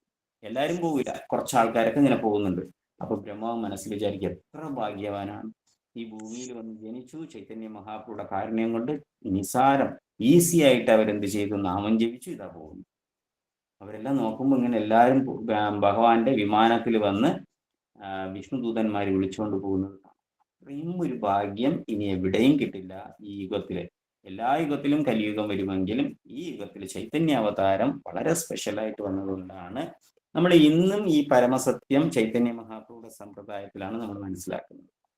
വേറെ ആരും നമുക്ക് പറഞ്ഞു തരുന്നില്ല ഇതൊന്നും. ഇപ്പം ഗുരുവായൂരപ്പൻ്റെ അടുത്ത് പോയിരുന്നാലും ശരി തന്നെ, അമ്പലത്തിൽ ഡെയിലി പോകുന്നുണ്ട്, ഒരുപാട് പേര് ഡെയിലി പോകുന്നവരുണ്ട്, മാസാമാസം പോകുന്നുണ്ട്. ഒരു ദിവസം പോലും അവിടെ ഇരുന്നിട്ട് നിങ്ങളെല്ലാം നാമം ജപിക്കണം, ഇതാണ് നിങ്ങളുടെ ധർമ്മം എന്ന് ആരും പറഞ്ഞു തരുന്നില്ല. ഏത് ദിവ്യദേശത്ത് പോയിരുന്നാലും ആരും അങ്ങനെ പറഞ്ഞു തരുന്നില്ല. വളരെ ചുരുക്കം മാത്രമേ പറഞ്ഞു തരുന്നുള്ളൂ. ഭാഗവതം വായിക്കുമായിരിക്കും, ഡെയിലി സപ്താഹം നടക്കുന്നുണ്ട്, ഡെയിലി ഭാഗവതം വായിക്കും. പക്ഷെ ആ ഭാഗവതത്തിനെ നമ്മളെ കൊണ്ട് പ്രാക്ടീസ് ചെയ്യിപ്പിച്ച് തരുന്നത് ആരുമേ ഇല്ല. വായിച്ചാൽ ചിലപ്പോൾ നമുക്ക് അത്രയും കാര്യങ്ങൾ ഉൾക്കൊള്ളാൻ സാധിക്കില്ല. ഏതോ ഒരു വ്യക്തി നമ്മളെ പഠിപ്പിച്ച് തരുന്നത് കൊണ്ടാണ് ഇത്ര ഈസി ആയിട്ട് നമ്മൾ പഠിക്കുന്നത്, അല്ലെങ്കിൽ നമുക്ക് പഠിക്കാൻ സാധിക്കില്ല. അപ്പൊ അങ്ങനെ ഈ കലിയുഗത്തില് നമുക്ക് വളരെ ഭാഗ്യമുണ്ട് എന്ന്. അത് പ്രത്യേകിച്ച് സങ്കീർത്തന പ്രസ്ഥാനം, നാമസങ്കീർത്തനം ജപിച്ചാൽ തന്നെ നമുക്ക് ഈസി ആയിട്ട് പോകും. അപ്പൊ കൃഷ്ണാവബോധം എന്ന് പറയുമ്പോൾ ഇവിടെ ഒരു മതം എന്ന് പറയുന്ന വാക്ക് ഇവിടെ യൂസ് ചെയ്യാൻ പറ്റില്ല. ഇതൊരു മതമല്ല, ഇത് സനാതന ധർമ്മമാണ്. ഇത് ജീവാത്മാവ് ചെയ്യേണ്ട കാര്യമാണ്. ഇത് എല്ലാവർക്കും ഉള്ളതാണ്. ഇത് ക്രിസ്ത്യാനി ആയിരുന്നാലും മുസ്ലിം ആയിരുന്നാലും ഏതൊരു മനുഷ്യരായിട്ട് ജനിച്ച വ്യക്തികൾക്കുള്ളതാണ്. ഇത് അല്ലാത്തവർക്ക് എല്ലാവരും ചെയ്യേണ്ടതാണ്. അപ്പൊ ഇവിടെ നമ്മൾ എന്താ പ്രാക്ടീസ് ചെയ്യുന്നു? ഈ കൃഷ്ണാവബോധത്തിനകത്ത് നമ്മൾ എന്തൊക്കെയാണ് ചെയ്യുന്നത് എന്ന് നോക്കിയാൽ, നമ്മൾ ജപിക്കുന്നുണ്ട്, നാമജപം, കൃഷ്ണനാമം ചെയ്യുന്നുണ്ട്. പിന്നെ നമ്മൾ ഡാൻസ് ചെയ്യുന്നുണ്ട്, ആനന്ദ നൃത്തം ചെയ്യുന്നുണ്ട്. വേറെ ആരും ഭഗവാന്റെ നാമകീർത്തനം ചെയ്യുമ്പോൾ അങ്ങനെ ഹൃദയത്തിലിരിക്കുന്ന മാലിന്യമെല്ലാം പോകും, ഹൃദയമെല്ലാം പരിശുദ്ധമാകും. അങ്ങനെ നമുക്ക് നൃത്തം ചെയ്യാം. നമ്മളെ മറന്നാൽ മാത്രമേ നൃത്തം ചെയ്യാൻ സാധിക്കത്തുള്ളൂ. അങ്ങനെ നമ്മൾ എൻജോയ് ചെയ്തുകൊണ്ട് ഭഗവാന് നൃത്തം ചെയ്യാം. മഹാപ്രസാദം, ഈ പ്രസാദത്തിന് ഇത്രയും കാരുണ്യം ചൈതന്യ മഹാപ്രഭു വന്നിട്ടാണ് നമ്മൾ മനസ്സിലാക്കുന്നത്. മഹാപ്രസാദം കൊണ്ട് മാത്രം ഒരു ജീവാത്മാവ് ഈസി ആയിട്ട് കൃഷ്ണന്റെ അടുത്ത് പോകാം. ചൈതന്യ മഹാപ്രഭു പ്രാക്ടിക്കലി കാണിച്ചു. അതായത് നമ്മളെപ്പോലെ വ്യക്തികൾക്ക് മഹാപ്രസാദത്തിന്റെ മഹാത്മ്യം പറഞ്ഞ് പ്രസാദം കഴിക്കണം എന്നെല്ലാം പറഞ്ഞു കൊടുക്കാം. പക്ഷെ ചില ജീവാത്മാക്കൾക്ക് മഹാപ്രസാദം പറഞ്ഞാലും മനസ്സിലാവില്ല, അതിന്റെ ഉദ്ദേശം എന്താണെന്ന് പറഞ്ഞാലും മനസ്സിലാവില്ല. അപ്പൊ അവർക്ക് എന്താണ്, അവർ കഴിച്ചാൽ അവർ രക്ഷപ്പെടും. ഒരു പട്ടിക്ക് ചൈതന്യ മഹാപ്രഭു ഡയറക്റ്റായിട്ട് പ്രസാദം കൊടുത്തതും ആ പ്രസാദം കഴിച്ചിട്ട് എല്ലാവരും കാണവേ അത് ചതുർഭുജത്തിൽ 4 കൈ രൂപത്തിൽ വൈകുണ്ഠം പോയി. അപ്പോ കാരണം ഈ പട്ടിയെ നാമം ജപിപ്പിക്കാൻ പറ്റില്ല, വേദം പഠിപ്പിക്കാൻ പറ്റില്ല, അമ്പലത്തിലെ കൊണ്ട് പ്രദക്ഷിണം വെപ്പിക്കാൻ പറ്റില്ല, ഇങ്ങനെ ഒന്നും ചെയ്യാൻ പറ്റില്ല. പക്ഷെ പട്ടിക്ക് എന്ത് ചെയ്യാൻ പറ്റും? അതിന് ആഹാരം കൊടുക്കാം. പക്ഷെ അതെന്ത് കൊടുത്തു? കൃഷ്ണപ്രസാദം കൊടുത്തു. ഇമ്മീഡിയറ്റ് ആയിട്ട് എവിടെ പോയി? അതുകൊണ്ടാണ് കലിയുഗത്തിൽ കൃഷ്ണപ്രസാദത്തിന് ഇത്ര ഇമ്പോർട്ടൻറ്റ്. ഒന്നും പറഞ്ഞാൽ കേൾക്കില്ല, ഒന്നും അനുസരിക്കില്ല. പക്ഷെ കൃഷ്ണപ്രസാദം കഴിച്ചത് കൊണ്ട് ചിലപ്പോൾ വീട്ടുകാരും നാമം ജപിക്കില്ല, അഗെയിൻസ്റ്റ് ആയിരിക്കും നമുക്ക്. പക്ഷെ അവർക്ക് നമ്മൾ കൊടുക്കുന്ന കൃഷ്ണപ്രസാദം കൊണ്ട് തനിയെ അവരറിയാതെ അവരുടെ മനസ്സിൽ കൃഷ്ണഭക്തി ഉണ്ടാകും, കൃഷ്ണന്റെ അനുഗ്രഹം ഉണ്ടാകും. അവരും പ്യുവർ സോളായിട്ട് പരിശുദ്ധാത്മാക്കളായിട്ട് മാറും. അവരും ബ്രാഹ്മണിക്കൽ ക്വാളിറ്റിയിലോട്ട് എത്തും. എന്തുകൊണ്ട് മാത്രം? കൃഷ്ണപ്രസാദം കഴിച്ച. അപ്പൊ അത്രയും പ്രാധാന്യമാണ് കൃഷ്ണപ്രസാദം. അത് ഈ കൃഷ്ണാവബോധത്തിൽ നമുക്ക് പഠിക്കാം. വിഗ്രഹ ആരാധന, ഭഗവാനെ എങ്ങനെ ആരാധിക്കണം, ഭഗവാനെ എങ്ങനെ റെസ്പെക്ട് ചെയ്യണം എന്നുള്ള കാര്യം നമുക്ക് ഇതിൽ പഠിക്കാം. നല്ല തത്വങ്ങളെ മനസ്സിലാക്കാം. പരമതത്വം, ശ്രീമദ് ഭാഗവതവും ചൈതന്യ ചരിതാമൃതവും ഭഗവത്ഗീതയും ഒപ്പം മറ്റു ഉപനിഷത്തും എല്ലാത്തിൻ്റെയും എസൻസ് വേദേഷു സർവേര അഹമേവ വേദ്യോ വേദാന്ത ഹൃത്വേദ വിദേവചാകം എന്ന് പറയും. വേദത്തിൽ നിന്നെല്ലാം ഭഗവാനെ മനസ്സിലാക്കണം. ആ ഭഗവാനെ മനസ്സിലാക്കാനുള്ള ആ തത്വങ്ങളെ നമുക്ക് മനസ്സിലാക്കാം. വെറുതെ സിമ്പിളായിട്ട് നമ്മൾ ഒരു കാര്യമല്ല ചെയ്യുന്നത്. ഇപ്പോൾ എന്താണ്, ബുദ്ധിയില്ലാത്ത ആൾക്കാരെ പോലെ നമ്മൾ കറക്റ്റായിട്ട് ഇന്നതാണ് കാരണം എന്ന് മനസ്സിലാക്കിക്കൊണ്ടാണ് പ്രാക്ടീസ് ചെയ്യുന്നത്. അപ്പം നമുക്ക് അങ്ങനെ ചെയ്യാൻ പറ്റും. പിന്നെന്താണ്, ഭഗവത് മഹാത്മ്യം, ഭഗവാനെ കുറിച്ചും ഭക്തന്മാരുടെ മഹാത്മ്യവും നമുക്ക് മനസ്സിലാക്കാം. പ്രചരണം ചെയ്യാൻ സാധിക്കും. ഇവിടെ എന്തും ചെയ്യാൻ സാധിക്കും. നമുക്ക് ഈ കൃഷ്ണൻ എന്തിനാണ് ഭൂമിയിൽ അവതരിച്ചത്, നാമപ്രചരണം ചെയ്യാനായിട്ട്. അതേ പ്രചരണം നമ്മളെ പഠിപ്പിക്കും എങ്ങനെ മറ്റുള്ളവർക്ക് കൃഷ്ണാബോധം കൊടുക്കുക. വൈഷ്ണവ എന്ന് പറഞ്ഞാൽ പരദുഃഖ ദുഃഖി, മറ്റുള്ളവന്റെ ദുഃഖം കണ്ട് ദുഃഖിക്കുന്നവൻ. അപ്പൊ ആ റീച്ചിങ് നമുക്ക് എവിടെ പഠിക്കാം, കൃഷ്ണാവബോധത്തിൽ പഠിക്കാം. ഇതെല്ലാം ഏതിനകത്തുണ്ട്, കൃഷ്ണാവബോധത്തിൽ വരുമ്പോൾ ഇതെല്ലാം നമുക്ക് എന്തൊക്കെയാണ്, ജപം, നൃത്തം വയ്ക്കാം, മഹാപ്രസാദം കഴിക്കാം, വിഗ്രഹാരാധന ചെയ്യാം, ഫിലോസഫിക്കലി മനസ്സിലാക്കാം, ഭാഗവതധർമ്മം മഹാത്മ്യം മനസ്സിലാക്കാം, പ്രചരണം ചെയ്യാം എന്ന് പറയാണ്. അപ്പോ ഒരു ജീവാത്മാവ് എന്താ പറയാ, അവരുടെ ഉത്തമമായ മാർഗം എന്ന് പറഞ്ഞു കഴിഞ്ഞാൽ ഈ സനാതനമായ മാർഗം ഫോളോ ചെയ്യുക, അതാണ് ചെയ്യേണ്ടത്. അപ്പൊ എല്ലാ ജീവാത്മാക്കളും എന്ത് ചെയ്യണം എന്ന് വെച്ചാൽ ഈ കൃഷ്ണാവബോധം പ്രാക്ടിക്കൽ ലൈഫിൽ നമ്മൾ കൊണ്ടുവരണം. വെറുതെ വായിച്ചത് കൊണ്ട് മാത്രമായില്ല, പ്രാക്ടിക്കൽ ലൈഫിൽ അത് ഒരുപാട് ആചാര്യാസ് ജീവിച്ച് കാണിച്ചിട്ടുണ്ട്. ചുമ്മാ ഭഗവത്ഗീതയിൽ എഴുതിയിരിക്കുന്നത് കൊണ്ട് നമ്മളെല്ലാം ഫോളോ ചെയ്യണം എന്ന് പറഞ്ഞിട്ടില്ല. ഭഗവത്ഗീതയിൽ ഉള്ളതുപോലെ അവർ ജീവിച്ചു കാണിച്ചു. ശ്രീമദ് ഭാഗവതത്തിൽ പറഞ്ഞിരിക്കുന്നത് പോലെ അവർ ജീവിച്ചു കാണിച്ചു. അപ്പൊ നമുക്ക് തോന്നും അവരൊക്കെ സന്യാസിമാരാണ്. അങ്ങനെയല്ല, ഗൃഹസ്ഥന്മാർ ജീവിച്ചു കാണിച്ചു. ഭക്തി വിനോദ ഠാക്കൂർ മഹാരാജ് 9 കുട്ടികളുണ്ടായി. 9 കുട്ടികൾ ഉണ്ടായിട്ടും 9 കുട്ടികളെയും അദ്ദേഹം തന്നെ പഠിപ്പിച്ചു. അവരെല്ലാം ഇംഗ്ലീഷുകാർക്ക് ട്യൂഷൻ എടുത്തു. ആ ഭക്തി വിനോദ ഠാക്കൂറിന്റെ മക്കള് ഇംഗ്ലീഷുകാരന് ട്യൂഷൻ എടുത്തു. മജിസ്ട്രേറ്റ് ആയിരുന്നു അദ്ദേഹം കൽക്കട്ടയിലെ. അതുകൂടാതെ അദ്ദേഹം 100 കണക്കിന് പുസ്തകങ്ങൾ എഴുതിയിട്ടുണ്ട്. അദ്ദേഹം പ്രചരണം വീട് വീടാകും തോറും പോയി പൈസ കളക്ട് ചെയ്ത് ചൈതന്യ മഹാപ്രഭു വലിയൊരു അമ്പലം പണിഞ്ഞു. അദ്ദേഹം ജഗന്നാഥ് പൂരിയുടെ ടെമ്പിൾ കൺട്രോളറായിരുന്നു. ടെമ്പിളിനെ മാനേജ് ചെയ്യുന്ന ആയിട്ട് ബ്രിട്ടീഷുകാർ, കാരണം അവിടെ കറപ്ഷനൊക്കെ നടക്കുന്നു എന്ന് പറഞ്ഞ് അവിടെ ഒന്നും കൺട്രോൾ ചെയ്യാൻ ആളില്ലാത്തതുകൊണ്ട് ഈ ഭക്തി വിനോദ ഠാക്കൂർ മഹാരാജിനെ അവിടെ അപ്പോയിന്റ് ചെയ്തു. അപ്പോൾ ഒരു ഗൃഹസ്ഥന് എങ്ങനെ ഇത്രയും ചെയ്യാൻ സാധിക്കും? അപ്പോൾ അത് സാധിക്കും എന്നുള്ളത് അദ്ദേഹത്തിന്റെ ജീവിതത്തിലേക്ക് കാണിച്ചു തന്നു. ചിലപ്പോൾ നമ്മൾ വിചാരിക്കും ഒരുപാട് തിരക്കാണ്, ജോലിക്ക് പോകണം, വരണം, ജപിക്കണം, വായിക്കണം, പിന്നെ ഇതെല്ലാം എങ്ങനെ പ്രാക്ടീസ് ചെയ്യും? അതെല്ലാം സാധിക്കും, ഈസിയാണ്, അതൊന്നും ബുദ്ധിമുട്ടില്ല. പക്ഷെ നമ്മൾ ആ സിസ്റ്റം പഠിച്ചിരുന്നാൽ അത് ആ സിസ്റ്റത്തിനകത്ത് നമുക്ക് കറക്റ്റ് ടൈം സെറ്റ് ചെയ്യാൻ പറ്റും. ഫാമിലി കാര്യം നോക്കാം, ആധ്യാത്മിക കാര്യം നോക്കാം, ഈസി ആയിട്ട് ഭഗവാന്റെ അടുത്ത് പോകാം. എല്ലാവർക്കും 16 മാല ജയിച്ചാലേ ഭഗവാന്റെ അടുത്ത് പോകാൻ പറ്റും. അതായത് അന്തേ നാരായണ സ്മൃതി ഉണ്ടെങ്കിലേ പോകാൻ പറ്റും. ഇവിടെ പറഞ്ഞിട്ടില്ല, ഗൃഹസ്ഥനായതുകൊണ്ട് ദീക്ഷ വേണമെങ്കിൽ ഗൃഹസ്ഥന് 16 മാല ജപിക്കണ്ട എന്ന് പറയുന്നില്ല. സന്യാസി ആയതുകൊണ്ട് ഇനി 64 മാല ജപിച്ചാൽ ദീക്ഷ തരുമെന്നൊന്നും പറഞ്ഞില്ല. അവിടെയും 16 മാല തന്നെ പറഞ്ഞു. ഒരു ബ്രഹ്മചാരി ആയതുകൊണ്ട് ചെറിയ പയ്യനാണ്, പ്രാക്ടീസ് ചെയ്യുന്നവരാണ്, അവർക്ക് ജപിക്കണ്ട എന്ന് പറഞ്ഞിട്ടില്ല. അവർക്കും 16 മാല. അപ്പൊ എല്ലാവർക്കും ഒരേ നിയമം തന്നെയാണ്, ഒരേ പ്രിൻസിപ്പിൾ തന്നെയാണ്, ഒന്നുപോലെ തന്നെയാണ് എല്ലാവരും ഫോളോ ചെയ്യേണ്ടത്. എത്തേണ്ട സ്ഥലവും ഒന്ന് തന്നെയാണ്. പക്ഷെ ഗൃഹസ്ഥന് മാത്രം എന്താണ്, കാരുണ്യം കൂടുതൽ കിട്ടും. ഇത്രയും തിരക്കിൻ്റെ ഇടയ്ക്ക്, ഇത്രയും പ്രശ്നങ്ങൾക്കിടയ്ക്ക്, ഫാമിലി പ്രോബ്ലംസ് ഉണ്ട്, പിന്നെ ജോലിക്ക് പോകണം, കുട്ടികളെ നോക്കണം, എല്ലാ ഇതിൻ്റെ ഇടയ്ക്ക് അവർക്ക് ഈ കാര്യം കിട്ടയോടി ഇതെല്ലാം ചെയ്യണം. അപ്പോൾ ഭഗവാന്റെ അനുഗ്രഹം കൂടുതൽ കിട്ടുന്നതുകൊണ്ട് അവർക്ക് ഈസി ആയിട്ട് ചെയ്യാൻ പറ്റും. ജസ്റ്റ് ഭഗവാനെ സറണ്ടർ ചെയ്താൽ മതി, ഡിപ്പെൻഡ് ചെയ്താൽ മതി. അവർക്ക് ചെയ്യാനുള്ള സ്ട്രെങ്ത്, ആ കരുത്ത് ആരാ കൊടുക്കും? ഭഗവാൻ ആയിരിക്കും. അതുകൊണ്ട് അവർക്ക് ചെയ്യാൻ സാധിക്കും. ചെയ്യാൻ സാധിക്കാത്തത് ഒന്നും അല്ല എന്ന് മനസ്സിലാക്കുക. അപ്പൊ ബുദ്ധിയുള്ള വ്യക്തികൾ എന്താ ചെയ്യും എന്ന് പറഞ്ഞാൽ, കൃഷ്ണൻ പറയുന്നത് അതേപടി അക്സെപ്റ്റ് ചെയ്യും. ആചാര്യാസ് പറയുന്ന കാര്യത്തിന് അക്സെപ്റ്റ് ചെയ്യും. ബുദ്ധി ഇല്ലാത്തവരാണ് അയ്യോ എനിക്ക് പറ്റില്ല, എനിക്ക് ഇതാണ് ബുദ്ധിമുട്ട്, അങ്ങനെയാണ് എല്ലാം പറയും. പക്ഷെ ശരിക്കും പോയിട്ട് എന്തെങ്കിലും ബുദ്ധിമുട്ടുണ്ടെങ്കിൽ നമ്മുടെ ശിക്ഷാഗുരു, നമ്മളെ ആരാണോ പഠിപ്പിക്കുന്നത്, ആ വ്യക്തിയുടെ അടുത്ത് പോയിട്ട് എനിക്ക് ഇന്ന പ്രോബ്ലംസ് ഉണ്ട്, അപ്പൊ ഞാൻ അത് എങ്ങനെ ഫേസ് ചെയ്യും, എങ്ങനെ ഞാൻ ചെയ്യും? കാരണം അവർക്ക് ഒരുപാട് എക്സ്പീരിയൻസ് ഉണ്ടാവും. എക്സ്പീരിയൻസ് എപ്പോഴും നമ്മൾ അനുഭവിച്ച് തന്നെ അറിയണം എന്ന് നിർബന്ധമില്ല. എക്സ്പീരിയൻസ് എങ്ങനെയും കിട്ടും, കേട്ട കേൾവിയിലും കിട്ടും, അനുഭവത്തിലും മനസ്സിലാക്കാൻ സാധിക്കും. കാരണം ഒരു ഭക്തന്മാരുടെ അടുത്ത് പ്രചരണത്തിൽ ഇരിക്കുന്നതുകൊണ്ട് ഒരുപാട് വ്യക്തികൾ വന്ന് അവരുടെ അടുത്ത് വന്നിട്ട് ഇതുപോലെ അവരുടെ ബുദ്ധിമുട്ടുകൾ പറഞ്ഞിട്ട് ഞാൻ ഇതിൻ്റെ ഇടയ്ക്ക് എങ്ങനെ കൃഷ്ണാബോധം പ്രാക്ടീസ് ചെയ്യുമെന്ന് ചോദിക്കും. അപ്പോൾ അവരുടെ എക്സ്പീരിയൻസ് അല്ലെങ്കിൽ കേട്ട കേൾവി അല്ലെങ്കിൽ ഒരു വ്യക്തി, ഒരു ഡിവോട്ടി അവരുടെ ജീവിതത്തിൽ ഇരുന്ന് പഠിച്ച് കൃഷ്ണാബോധം നന്നായിട്ട് കൃഷ്ണാബോധം പ്രാക്ടീസ് ചെയ്ത ആ ഡിവോട്ടിയുടെ ജീവിതത്തിൽ നിന്ന് മനസ്സിലാക്കി കാണും. അപ്പോൾ അവർ കറക്റ്റായിട്ട് ശാസ്ത്രത്തിനെ മുൻനിർത്തിക്കൊണ്ട് നമുക്കൊരു സൊല്യൂഷൻ തരും.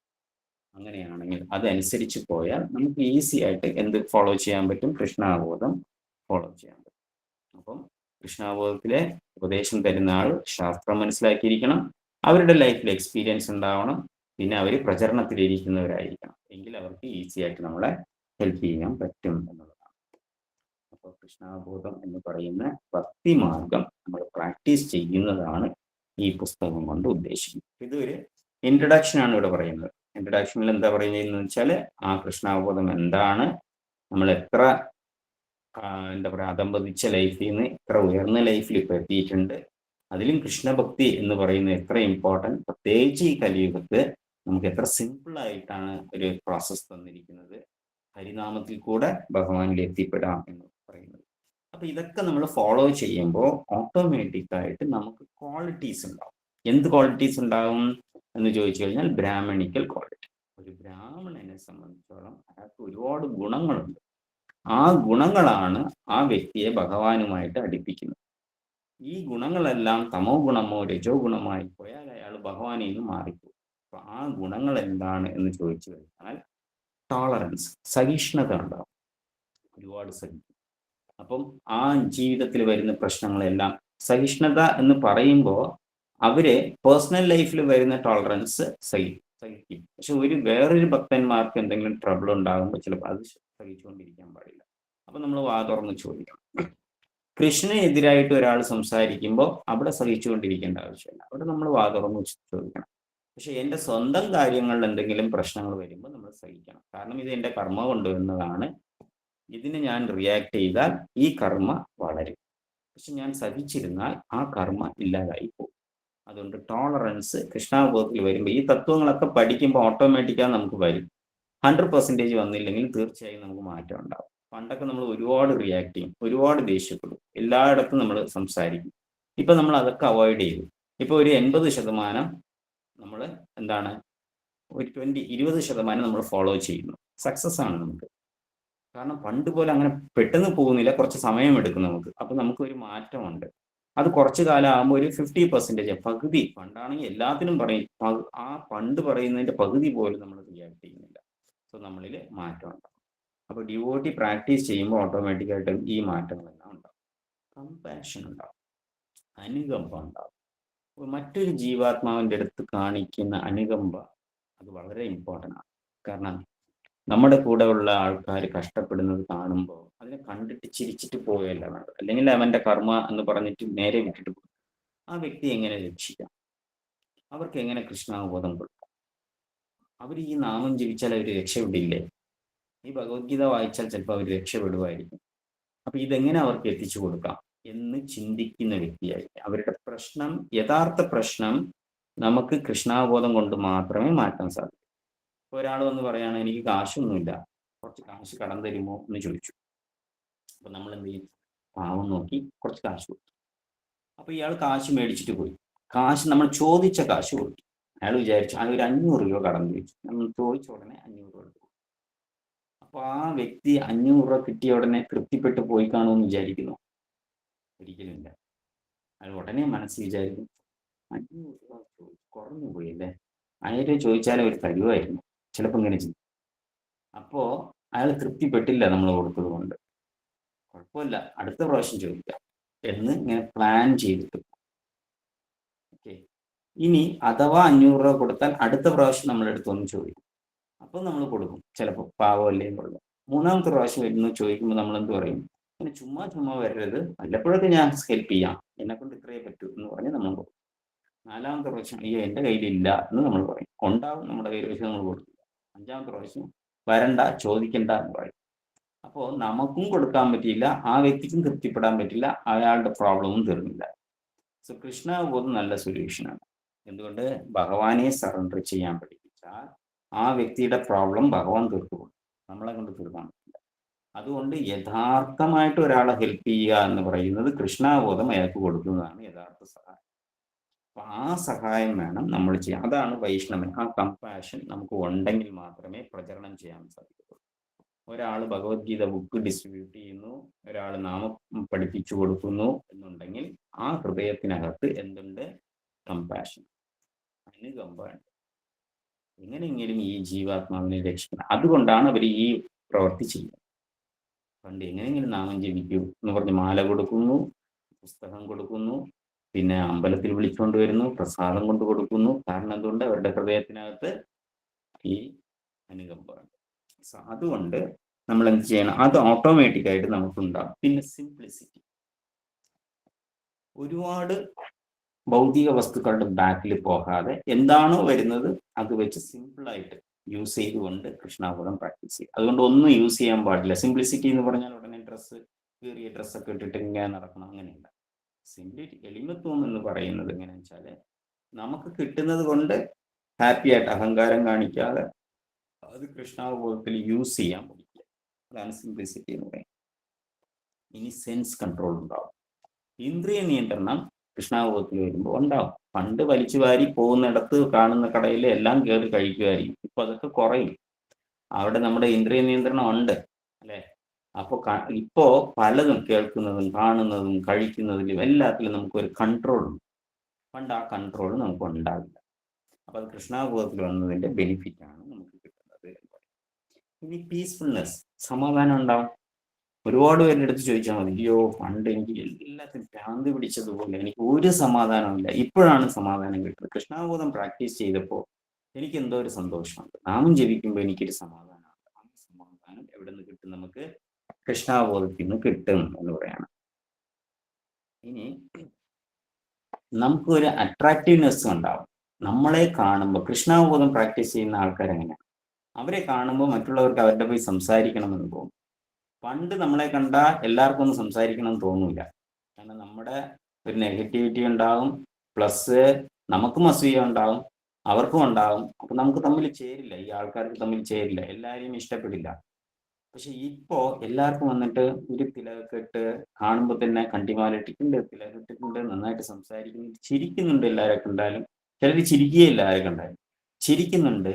അപ്പൊ ഇതെല്ലാം കാണുമ്പോൾ ഓരോരോ അട്രാക്ഷൻ ഉണ്ടാകും ഭക്തന്മാരെ കാണുമ്പോൾ. അതുകൊണ്ടാണ് പ്രഭുപാദ് 72 വയസ്സായ പ്രഭുപാദിനെ എല്ലാവരും സ്നേഹിച്ചു.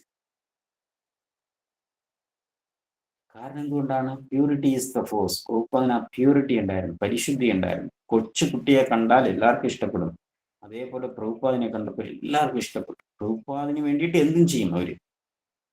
പ്രഭുപാദ് ജോലി വിടാൻ പറഞ്ഞാൽ ജോലി വിടും, ഇവരെ കല്യാണം കഴിക്കുന്നു പറഞ്ഞാൽ ഇവരെ കല്യാണം കഴിക്കും, ഡിവോഴ്സ് ചെയ്യുന്നു പറഞ്ഞാൽ ഡിവോഴ്സ് ചെയ്യും, എന്ത് വേണമെങ്കിലും പ്രഭുപാദിന് വേണ്ടി. കാരണം ആ പവർ, ആ പ്യൂരിറ്റി അത് ആരിലുണ്ടായിരുന്നു? പ്രഭുപാദിലുണ്ടായിരുന്നു.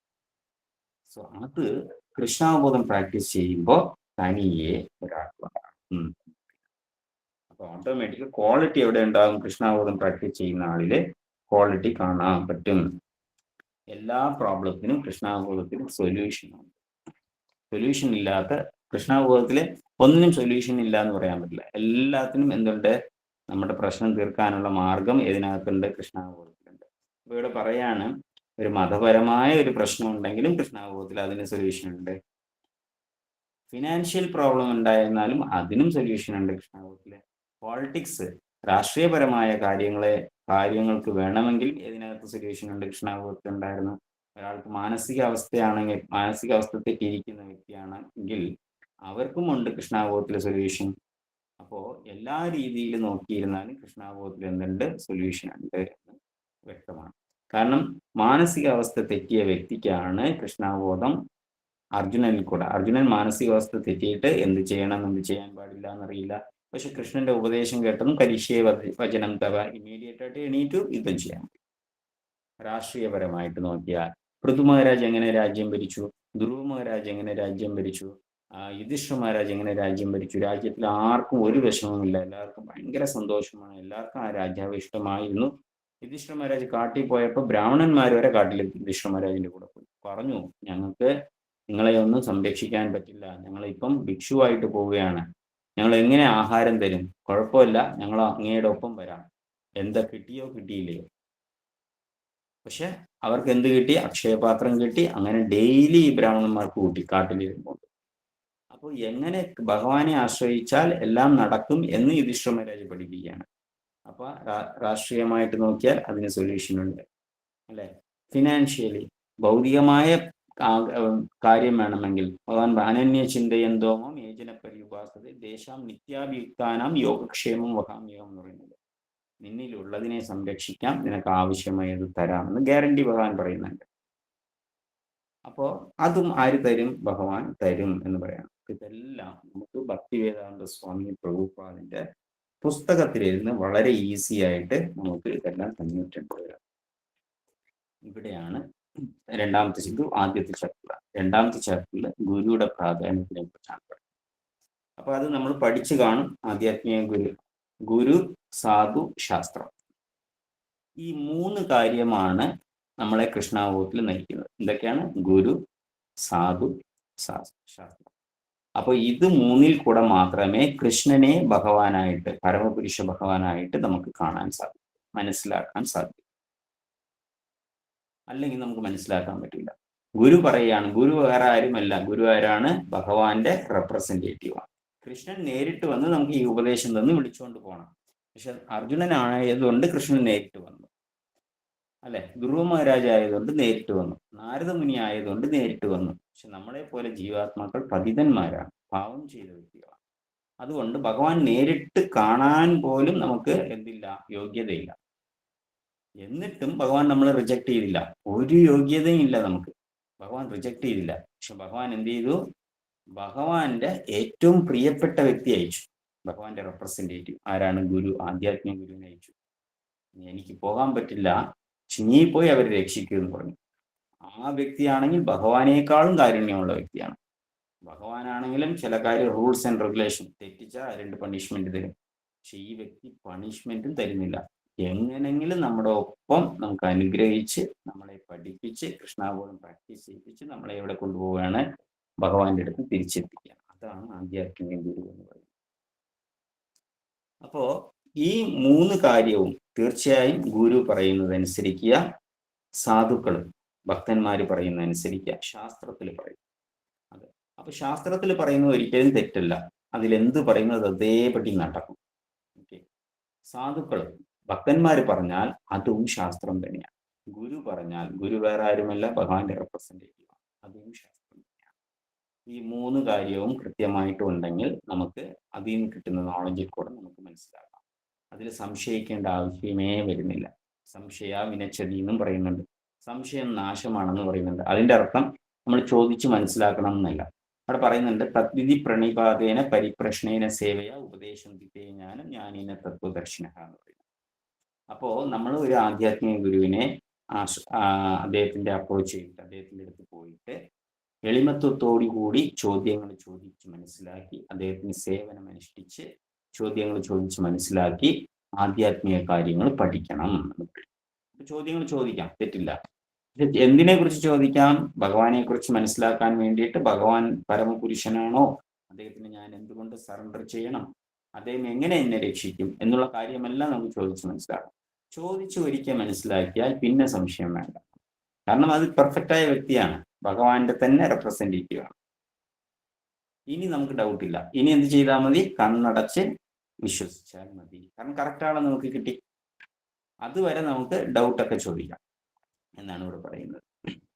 അപ്പോ ഒരിക്കലും എന്താണ്, ഈ വ്യക്തികൾ നമുക്ക് എതിരായിട്ടൊന്നും പ്രവർത്തിക്കില്ല. നമ്മളും അവരുടെ ഈ 3 കാര്യങ്ങൾക്ക് എതിരായിട്ട് നമ്മളും പ്രവർത്തിക്കാൻ പാടില്ല എന്നുള്ളതാണ്. അപ്പോ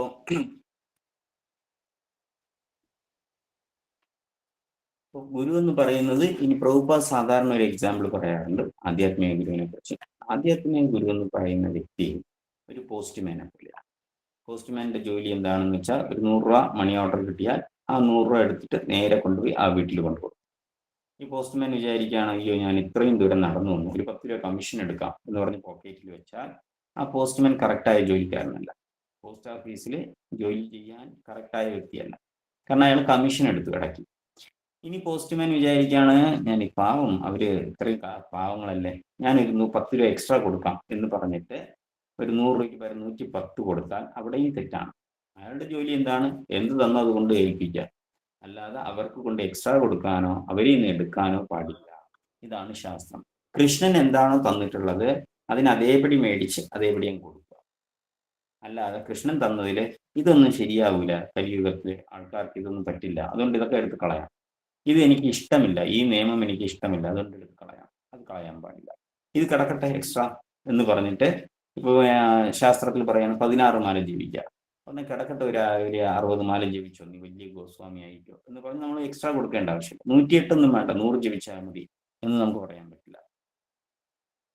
പ്രസാദം കഴിക്കണമെന്ന് നിർബന്ധമില്ല, നിങ്ങൾ എന്ത് വേണമെങ്കിലും കഴിച്ചോ എന്നൊന്നും നമുക്ക് അതിനെ റൂൾസ് മാറ്റാൻ പറ്റില്ല, അത് ശാസ്ത്രത്തിൽ പറയുന്ന. അപ്പൊ അതുകൊണ്ടാണ് ഈ ആധ്യാത്മിക ഗുരു എങ്ങനെ ഉണ്ടാകണം? ആസ് ഇറ്റ് ഈസ്, യഥാരൂപം അതേപടി ഫോളോ ചെയ്യുന്ന വ്യക്തികളായിട്ട് ഇരിക്കണം എന്ന് പറയുന്നത്. കാരണം ബ്രഹ്മാവും ശിവനും നാരദമുനിയും വ്യാസദേവനും എല്ലാം ഈ പരമ്പരയിൽ തന്നെ വന്നു, അവരെല്ലാം ഇത് ഫോളോ ചെയ്തു, അവരെല്ലാം നമുക്ക് കാണിച്ചു തന്നു. ഒരു എക്സാമ്പിൾ ആണ്. അതുകൊണ്ട് നമ്മൾ എന്ത് ചെയ്താൽ മതി? അവർ കാണിച്ചു തന്ന മാർഗം ഫോളോ ചെയ്താൽ. പുതിയ മാർഗം നമ്മൾ കണ്ടെത്തേണ്ടതോ പുതിയ തത്വങ്ങൾ ഉണ്ടാക്കേണ്ട ആവശ്യമോ നമുക്ക് വരുന്നില്ല. അവർ എന്ത് പറഞ്ഞോ അത് അതേപടി ഫോളോ ചെയ്താൽ നമുക്ക് എത്താം. കാരണം അവരെല്ലാം എത്തി കാണിച്ചു, അവരെല്ലാം ഭഗവാനിൽ എത്തി കാണിച്ചു എന്നുള്ളതാണ്. അപ്പോൾ ചിലർക്ക് ഈ ഗുരുതത്വം പറയുമ്പോൾ ഗുരുദീക്ഷ എടുക്കണം എന്ന് ആഗ്രഹമുണ്ട്, പക്ഷെ ധൈര്യമില്ല, അതിൻ്റെ കാര്യമില്ല. കാരണം ഗുരു തീർച്ചയായും വേണം, ഗുരു ഇല്ലാതെ നമുക്ക് തിരിച്ചു പോകാൻ പറ്റില്ല. അതുകൊണ്ട് അത് വേണം എന്നുള്ള ഡിറ്റർമിനേഷൻ ഒരിക്കലും വിടാൻ പാടില്ല, അത് എപ്പോഴും വെച്ചിരിക്കുക. തീർച്ചയായും ഭഗവാൻ ആ സാഹചര്യം നമുക്ക് ഉണ്ടാക്കി തരും. ചിലർക്ക് ദീക്ഷ എടുക്കും, എടുത്തതിന് ശേഷം അവർ നല്ല പഠിച്ചു, ശാസ്ത്രമെല്ലാം പഠിച്ചു, ദീക്ഷ എടുത്തു, അത് കഴിഞ്ഞ് അവർക്ക് ഫോളോ ചെയ്യാൻ പറ്റുന്നില്ല. കാരണം എന്തുകൊണ്ട്? അവർ ഈ അസോസിയേഷൻ, ഈ സത്സംഗം, ഇപ്പൊ ഇന്ന് സത്സംഗമുണ്ട്, എല്ലാവരും വന്നു, എല്ലാവരും കേട്ടുകൊണ്ടിരിക്കുകയാണ്, എല്ലാവരും കേട്ടതിന് ശേഷം അതെല്ലാം പ്രാക്ടീസ് ചെയ്യുകയാണ്. ഇങ്ങനെ നിരന്തരം കേട്ടുകൊണ്ടിരിക്കുമ്പോൾ നമ്മൾ ആ സേവനത്തിൽ നിന്ന് മാറാതിരിക്കും. പക്ഷെ നിരന്തരം കേട്ടില്ലെങ്കിൽ പതുക്കെ പതുക്കെ പതുക്കെ നമ്മുടെ ആ ഡിസയർ കുറയും. ഫാന് പോലെയാണ്, ഫാന് ഇപ്പോൾ 5-ൽ ഓടിക്കൊണ്ടിരിക്കുന്നത്, ഭയങ്കര സ്പീഡായിട്ട് ഇങ്ങനെ കറങ്ങിക്കൊണ്ടിരിക്കണം. അതിനെ ഓഫ് ചെയ്താൽ ഈ ഫാൻ നിൽക്കാൻ കുറേ ടൈം എടുക്കും. പക്ഷെ ഇപ്പൊ ഇട്ടതേ ഉള്ളൂ, ഞാൻ ഇങ്ങനെ ഫാൻ ഇട്ടു, ഞാൻ ഓഫ് ചെയ്തു, അതായത് പെട്ടെന്ന് നിൽക്കും. അതുപോലെയാണ് കൃഷ്ണാവബോധം ഒത്തിരി കാലം പ്രാക്ടീസ് ചെയ്ത വ്യക്തികൾക്ക് അവർക്ക് കൃഷ്ണാവബോധം കൃഷ്ണാവബോധത്തിൽ നിന്ന് വീണു പോകാനായിട്ട് ഒത്തിരി ടൈം എടുക്കും. പതുക്കെ അവർ പോലും അറിയാതെ ഇങ്ങനെ നിർത്തി അസോസിയേഷൻ ഇല്ലെങ്കിൽ, നാമജപം ഇല്ലെങ്കിൽ അവർ പതുക്കെ ക്രമേണ അതിൽ നിന്ന് നിന്നു പോകും. പക്ഷെ പുതിയതായിട്ട് തുടങ്ങിയ വ്യക്തിക്ക് വളരെ എളുപ്പം തന്നെ 3 ദിവസത്തിലൊക്കെ വന്നു, 5-ാമത്തെ ദിവസം നിർത്തിപ്പോയാൽ അവർക്ക് ഈസിയാണ്. പക്ഷെ മറ്റാൾക്ക് അങ്ങനെ വിടാൻ പറ്റില്ല, അവർ ക്രമേണ പറ്റും. അതുകൊണ്ട് എന്താവശ്യമാണ്? നല്ല അസോസിയേഷൻ എപ്പോഴും ആവശ്യമാണ് എന്ന് പറയുന്നുണ്ട്. അപ്പോൾ ഇതാണ് ഈ പുസ്തകത്തിനകത്തിരുന്ന് നമ്മളെ പഠിപ്പിക്കുന്ന കാര്യം.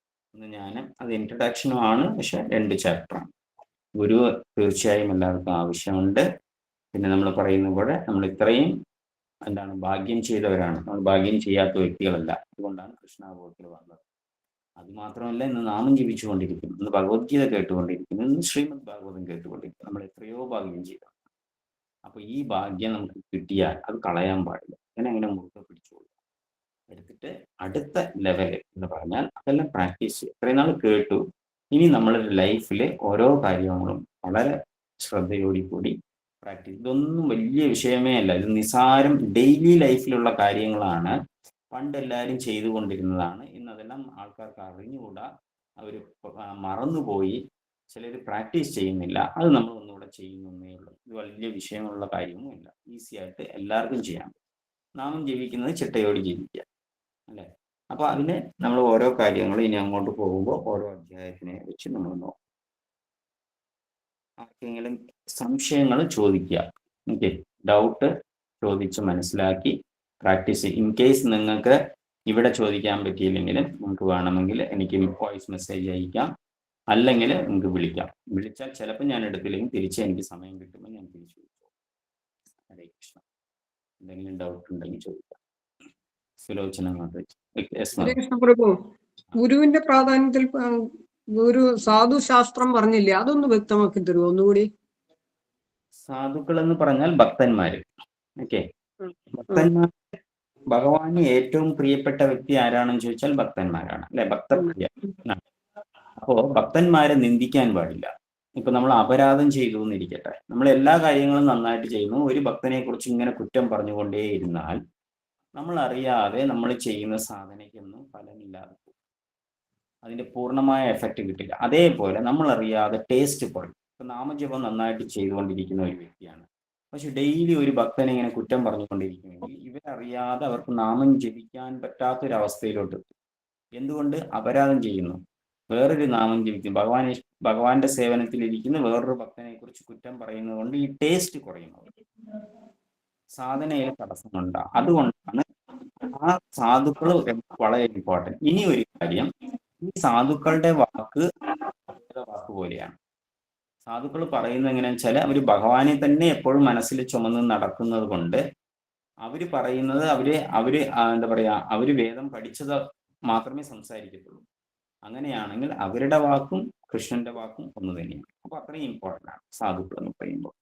അപ്പൊ ഇപ്പൊ നമുക്ക് സാധുക്കൾ എന്ന് നോക്കുമ്പോൾ ഇപ്പൊ കൃഷ്ണൻ പറഞ്ഞു, ഭഗവാൻ പറഞ്ഞു, ഓക്കെ, ഗുരു പറഞ്ഞു, ബ്രഹ്മാവ് പറഞ്ഞു. പക്ഷെ നാരദ മുനി പറയുന്നുണ്ട്, വ്യാസദേവൻ പറയുന്നുണ്ട്, വിതുരർ പറയുന്നുണ്ട്, മൈത്രേയ മുനി പറയുന്നുണ്ട്. അപ്പൊ ഇവരെല്ലാം ഭഗവാന്റെ ഭക്തന്മാരാണ്. ആ വാക്കും കറക്റ്റാണ്. ശ്രീമദ് ഭാഗത്തിൽ പറയുന്നില്ലേ, വിതുരൻ മൈത്രേയ മുനി വാദമുണ്ട്, അതിൽ നമുക്ക് പഠിക്കാൻ പറ്റും. ഭഗവാൻ പറയുന്ന ഉപദേശം പോലെ തന്നെയാണ്. അപ്പൊ ഇനി ഗുരുവായി സാധുവായി. ശാസ്ത്രം എന്ന് പറയുന്നത് കൃഷ്ണന്റെ വാക്കാണ്. അതിനകത്ത് എങ്ങനെ നടക്കണ്ട, ഏത് ചെയ്യണം ഏത് ചെയ്യാൻ പാടില്ല എന്ന് പറയുന്നത്. ഓക്കെ, ക്ലിയർ ആയോ? ശാസ്ത്രത്തിൽ പറയുന്ന അനുസരിക്കണം എന്നുള്ളത് അല്ലേ? ശാസ്ത്രം ശാസ്ത്രം പ്രമാണം തേ കാര്യ അകാര്യ വ്യവസ്ഥിത. കാര്യ ചെയ്യേണ്ട കാര്യം, അകാര്യ ചെയ്യാൻ പാടില്ലാത്ത കാര്യം. നമ്മൾ എന്ത് ചെയ്യണം എന്ത് ചെയ്യാൻ പാടില്ല എന്ന് എന്തിൽ പറയണം? ശാസ്ത്രം പ്രമാണം. ശാസ്ത്രം പ്രമാണമായിരിക്കണം. ഇപ്പൊ ഒരാൾ പറയാണ് ഗുരുയുടെ ആവശ്യമൊന്നുമില്ല, നമ്മൾ ഇതൊക്കെ പഠിച്ച് ജപിച്ചാൽ മതി എന്ന് പറഞ്ഞാൽ അങ്ങനെയാണോ പറയുന്നത്? അങ്ങനെ എവിടെ പറഞ്ഞിട്ടുണ്ട് എന്ന് ആ പറഞ്ഞ വ്യക്തിയുടെ അടുത്ത് ചോദിക്കണം. നിങ്ങൾ പറയുന്നില്ലേ ഗുരുയുടെ ആവശ്യമില്ല എന്ന്, ഏതെങ്കിലും ഒരു സ്ഥലത്ത് കാണിച്ചു തരാമോ? പത്മപുരാണത്തിലോ വേദപുരാണത്തിലോ ഏതെങ്കിലും ഉപനിഷത്തിലോ എവിടെയെങ്കിലും പറഞ്ഞു കാണിച്ചു തരാമോ ഗുരുയുടെ ആവശ്യമില്ല, ഭഗവാന്റെ അടുത്ത് പോകാമെന്ന്? അപ്പോൾ അവർ കാണിച്ചു തരണം. കാണിച്ചു തന്നാൽ നമ്മൾ അക്സെപ്റ്റ് ചെയ്യാം, കാണിച്ചു തന്നില്ലെങ്കിൽ അക്സെപ്റ്റ് ചെയ്യണ്ട. എല്ലാത്തിനും പ്രമാണം വേണം, അതാണ്. ഓക്കെ.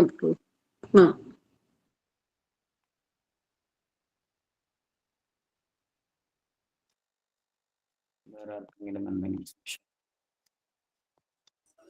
ഹരേ കൃഷ്ണ. ഹരേ കൃഷ്ണ.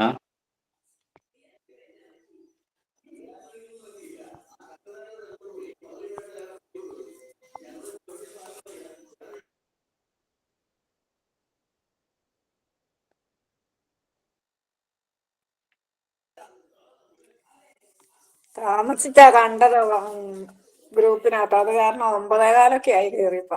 ഓ ഹരേ കൃഷ്ണ. മിക്കവാറും ഇനി എല്ലാ ഞായറാഴ്ച ഉണ്ടാകണം, മോസ്റ്റ്ലി ഇതിനകത്ത് ഇടാം, ആ ഗ്രൂപ്പിലുണ്ടാവും. Thank you. അപ്പൊ നിർത്താം, അടുത്ത ആഴ്ച നോക്കാം. അടുത്ത ചാപ്റ്റർ പറയുന്ന കാര്യം ശ്രദ്ധിച്ച് ചെയ്യാൻ ശ്രമിക്കുക. ഇങ്ങനൊരു ഇൻട്രൊഡക്ഷൻ ആണ്. Thank you. വാഞ്ചാകൽപാതരൂപ്യസ്യ കൃപാസിന്ധുഭ്യേവ ച പതിതാനാം പാവനേഭ്യോ വൈഷ്ണവേഭ്യോ നമഃ. ഹരേ കൃഷ്ണ പ്രഭുജി. ഹരേ കൃഷ്ണ.